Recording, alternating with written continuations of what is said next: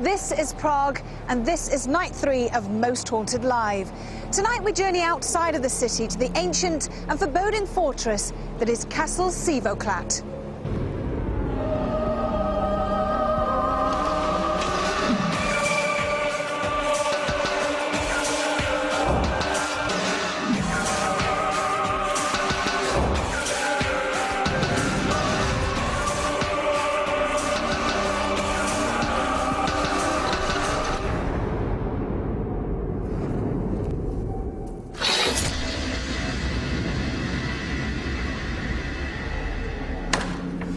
Good evening and welcome to Most Haunted Live. This is the third night here in Prague. Tonight we have ventured outside of the city to the county of Rakovník and we'll be based here at the stunning and imposing castle M.H.L. The investigation has already started here tonight, so let's have a look at it. Well, first impressions, it's very dark, very cold, very eerie, and it's got a very electrifying atmosphere towards it.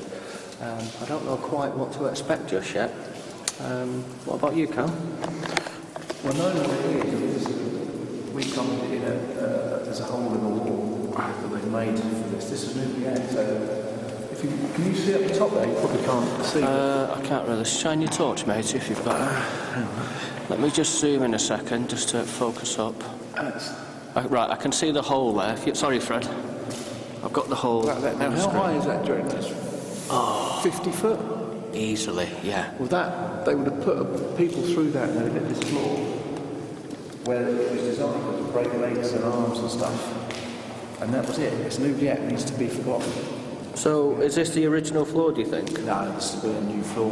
Right, okay. But one of these close by, there will be a place where they used to, where they would have had their banquets and stuff, because that's part of the torture in a way. But they could hear everyone else having a lot of fun and enjoying life, and they'd have been broken. You can imagine that drop, you'd have broken legs, broken arms, and the fortunate ones would have died. There and then. But some of them had a spike in the bottom, like the one in that castle in Ireland. That's right, it did, yeah. How are you feeling, Fred? To the people at the top, it'd be like a fairground attraction, wouldn't it? Yeah, it was, yeah. Yeah, it feels pretty eerie. It's very cool. I don't know, it just feels like something has happened like that. But when you think, how cold is it now? We've all got clothes on, modern clothes, and thermal as well. A lot of people would have been thrown in naked, because they wouldn't have. I mean, how cold would that be? And with broken bones. Well, it's constant contact with the floor, isn't it? Yeah. But that's what we've got to start thinking of, trying to contact that. Yeah. See, I see that and I get so excited. You know, here we are, another place, a completely different atmosphere. I think so much is going to happen here. I'm very excited. And how are you feeling after last night? Well, I love helping out only occasionally on the vigils investigations, but afterwards I always feel, I don't know how you do it night after night, I was drained, and there was so much noise and activity in that shed. The banging in the lorry cab, behind the cab. The moment the door flung up, it was an incredible night. Even Kieran was impressed. I know. Did you have a good night's sleep, though? Ish. I had very strange dreams, most of which I can't say at this time of the evening on Living, but it was a really odd night, and this morning I felt absolutely wiped out, so I had very unusually for me, I had to sleep in the afternoon, so fighting fit tonight, I hope. Good, good. And Julian, how would you feel if you were asked to come out with us tonight? Well, after last night, petrified. And I was going to say that. What's happening on the rest of the show? Well, Yvette, we're based here in the old Guards Bar in this huge and majestic castle. It's a fantastic place to be, believe me.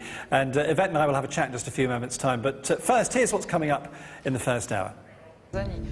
Because M.H.L. is a mighty fortified castle, it was often used as a royal prison. The location was convenient, it was in the middle of dense woods, making it difficult to travel to, and this is where Edward Kelly was imprisoned. In the daytime, the castle's spire gives it an almost fairy tale appearance, but come nightfall, it becomes a far more sinister and unwelcoming prospect.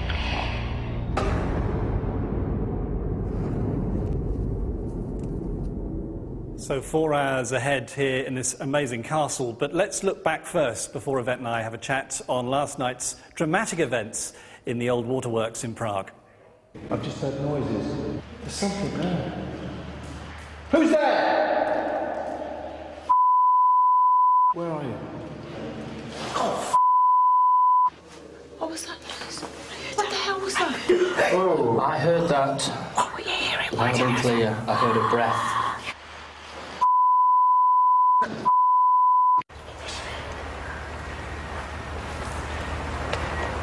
Whistling. Ow! What happened then? That is the second time in here I've been hit. Whoa! Whoa!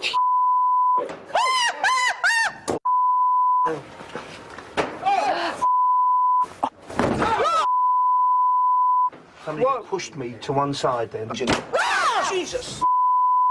I just sort of pushed my head into the door. Right, stay with What's happened? Calf got in. Oh my God, Calf! Calf. Ow! It's like a stabbing pain right in the... They are nowhere near that. Have you got them on there, Guy? That's on camera. Yeah. I saw something at the back there! Something just came out the back there! What's the matter? Face just looked right through that gap.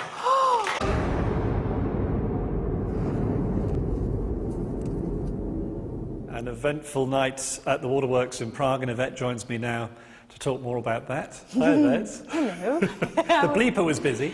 Goodness me, yes, I don't think you could actually hear any coherent words, could you? It was just bleep throughout the whole thing. It was an extraordinary night. I mean, first thing, the location for me. I mean, people who like machinery would have loved all that because all the equipment was there, and it was incredible. I love that's one of the things I love about Most Haunted, because you just get to go to so many different places. I mean, there's one sort of bizarre moment when we were walking down the sort of tunnels underneath the whole of the Waterworks, and I was just thinking, how bizarre. Here we are in the middle of nowhere, walking down these really long tunnels, and I hadn't a clue where they were going to at all. Yeah. It was very odd. And then the business with the van, which was very dramatic, that Paul arrived and then it all kicked off, didn't it? It was absolutely fantastic. I loved it, and I love watching Kieran's face, because when you have Kieran stood next to you and I said to him, please try and explain that, and he went, I can't, I just can't understand it. There's no logical explanation for it. You know, the camera could see there was nobody underneath the van, the fact that Paul was there and Carl, they were inside the cab, and we were hearing these extraordinary noises, but also captured on tape was the cab door opened, I think, 3 times of its own accord when Carl was right over the other side. Well, let's have a look, actually, because we've got that. Here we go. Now, what we've done is we've found... They are nowhere near that. Have you got them on there, Guy? That's on camera. Yeah.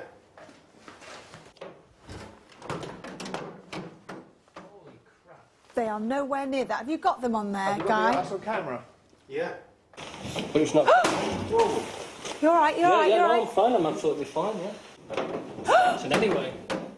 So I think that's a really good moment, that, because they're not near the door. Yeah, but not just that. It was these extraordinary noises. It was this... I can't explain it, and neither can Kieran. It was this huge banging noise that seemed to come from the centre of the engine at the front.